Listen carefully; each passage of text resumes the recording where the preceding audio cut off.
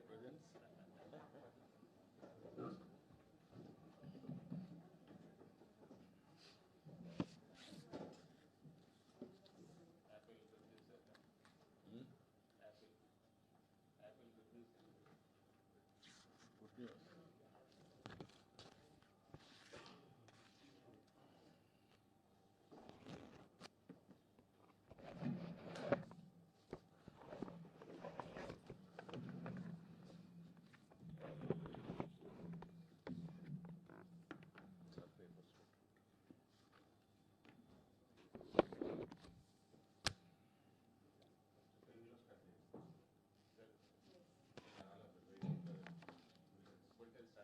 Okay, అందరికీ నమస్కారాలు. ఈరోజు మళ్ళీ ఒకసారి ఢిల్లీకి వచ్చి దగ్గర ఈరోజు ఒక 7 మంది మంత్రులు కలిసి రాష్ట్రానికి సంబంధించిన అనేక విషయాలు చెప్పి అవన్నీ కూడా క్లియరెన్స్ తీసుకోవడానికి ప్రయత్నం చేస్తున్నాను. గడిచిన 5 సంవత్సరాలు 1924 చేసినటువంటి విధ్వంసం చూస్తే కనీసం 10 సంవత్సరాలైనా సరే మినిమం టైం పడుతుంది. కనీసం ఇది ట్రాక్లో పెట్టాలంటే మేము ఎన్నికల్లో కూడా చాలా స్పష్టంగా ఎన్డీఏ ఒక హామీ ఇచ్చాం. రాష్ట్రం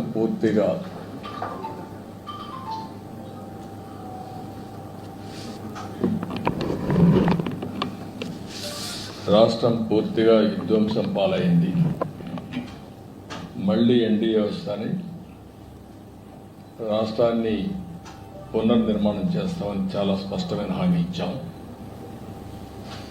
వచ్చిన తర్వాత నేను 1 సంవత్సరం రేపటికి 12వ తారీఖు నెక్స్ట్ మంత్కి 1 ఇయర్ అవుతుంది.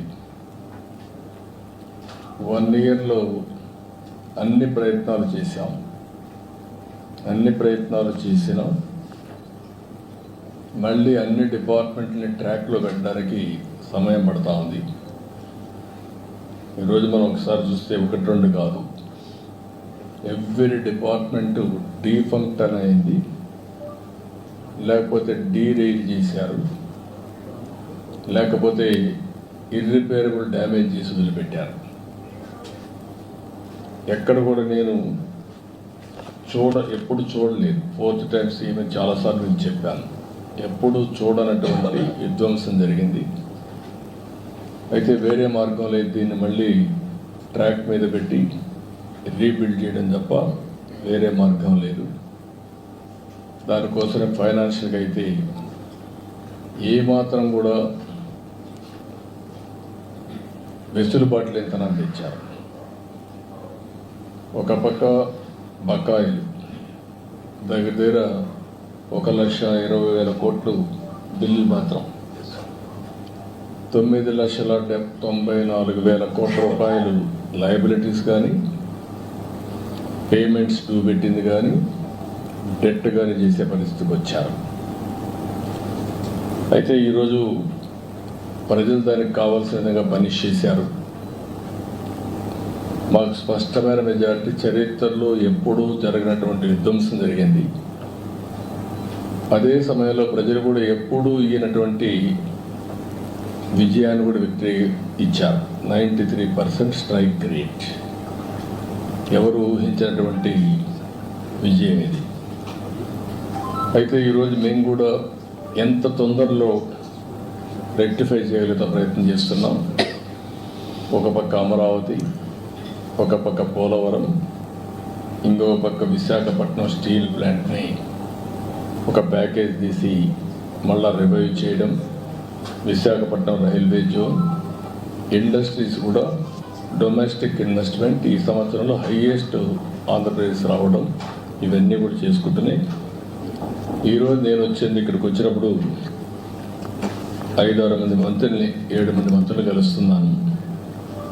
ఒకటి ఏదైతే ప్రహ్లాద్ జోషిని కలిసాము, Andhra Pradesh integrated clean energy policy ఒకటి తీసుకొచ్చాము. ఈ పాలసీ ప్రకారం 72 గిగావాట్ల పవర్ని గ్రీన్ ఎనర్జీ ఉత్పత్తి చేస్తామని చాలా స్పష్టమైన హామీ ఇచ్చాం. ఒరిజినల్గా అయితే 160 గిగావాట్లు ఉత్పత్తి చేయాలని, దేశం మొత్తం 500 గిగావాట్ల non fossil fuel based energy capacity తయారు చేయాలని ఒక లక్ష్యంగా పెట్టుకున్నారు. ఆ లక్ష్యాన్ని మేజర్ చంక్ ఆంధ్రప్రదేశ్లో వచ్చేట్టుగా మేము ఒక ప్రోగ్రాం పెట్టుకొని ముందుకు పోతున్నాం. దీంట్లో వారిని కోరింది ఈరోజు మేజర్గా 28,346 కోట్ల రూపాయలు green energy corridor transmission lines అడిగాం. ఇది చాలా అవసరం. ఎనర్జీని ఉత్పత్తి చేయడమే కాకుండా దాన్ని ట్రాన్స్మిషన్ కూడా చేయాల్సిన అవసరం ఉంది. దానికి ఒప్పుకున్నారు, చేస్తామని చెప్పి హామీ ఇచ్చారు. రాయలసీమలో 11 గిగావాట్ సోలార్ పవర్ని ట్రాన్స్మిట్ చేయాల్సిన అవసరం ఉంది. పంప్డ్ ఎనర్జీ కూడా ఒక 7,370 మెగావాట్లని ఇది చేయాల్సిన అవసరం ఉంది. ఈ రెండింటికి కూడా వారికి చెప్పిన తర్వాత దాన్ని పాజిటివ్గా తీసుకొని చేస్తా అన్నారు. అదే సమయంలో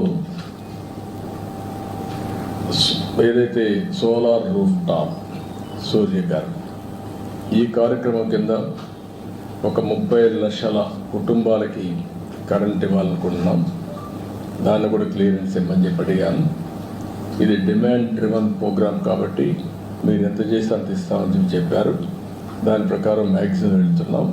ఇది కూడా క్లియర్ చేయడం జరిగింది. అందుకే కాన్స్టిట్యున్సీకి మినిమం 10,000 రూఫ్ టాప్ సూర్యగారి కింద ముందుకు పోతున్నాం. ఇది కూడా వార్ ఫుటింగ్లో ఎస్పెషలీ వీకర్ సెక్షన్స్కి ఎస్సీ ఎస్టీ ఫ్రీగా ఇస్తాం. గవర్నమెంట్ ఆఫ్ ఇండియా ఇచ్చేదే కాకుండా బీసీలకు అదనంగా ఒక 20,000 రూపాయలు అదనంగా ఇస్తాం. దీన్ని పెద్ద ఎత్తున టేకప్ చేశాం. ఇంకొక పక్కన సబ్స్టేషన్ ఫీడర్ లెవెల్లో కుసుమ్ కింద 2,000 మెగావాట్లు ఉత్పత్తి చేయడానికి అనుమతించారు. అది కూడా శాంక్షన్ చేశారు. దాన్ని కూడా తీసుకొని ముందుకు పోతాం. దీంతో ఆంధ్రప్రదేశ్ గ్రీన్ ఎనర్జీ హబ్గా తయారవుతుంది. రాయలసీమలో అడ్వాంటేజ్ ఉంది. ఒక పక్క సోలార్ ఎనర్జీ, ఇంకొక పక్కన ఏదైతే విండ్ ఎనర్జీ, మూడోది పంప్డ్ ఎనర్జీ. ఈ మూడు కలిపి బ్యాటరీ కూడా పెట్టుకోగలిగితే 24/7 పవర్ వచ్చే పరిస్థితి వస్తుంది. ఏదైతే ఈ వ్యవస్థని పూర్తిగా నిర్వీర్యం చేశారో ఈరోజు కాస్ట్ తగ్గించే దిశగా వినియోగదారుడికి బెనిఫిట్ అయ్యే విధంగా, అదే మరి అల్టిమేట్గా ఆంధ్రప్రదేశ్ గ్రీన్ ఎనర్జీ హబ్గా డౌన్ స్ట్రీమ్ ఇండస్ట్రీస్కి ముందుకు పోతున్నాం. రాయలసీమ అయితే గ్రీన్ ఎనర్జీ ఉత్పత్తి చేయడం మనకు వస్తుంది. అదే మరి కోస్టల్లో ఏవైతే పోర్ట్స్ ఆధారంగా చేసుకొని ఎక్కడికక్కడ గ్రీన్ హైడ్రోజన్, అమోనియా ఇవన్నీ ఎక్స్పోర్ట్ చేయడానికి అవకాశం ఉంది. ఆ కార్యక్రమంలో ముందుకు పోతున్నాం. అదే సమయంలో రెండోది రాజ్నాథ్ సింగ్ గారిని కలిశాను.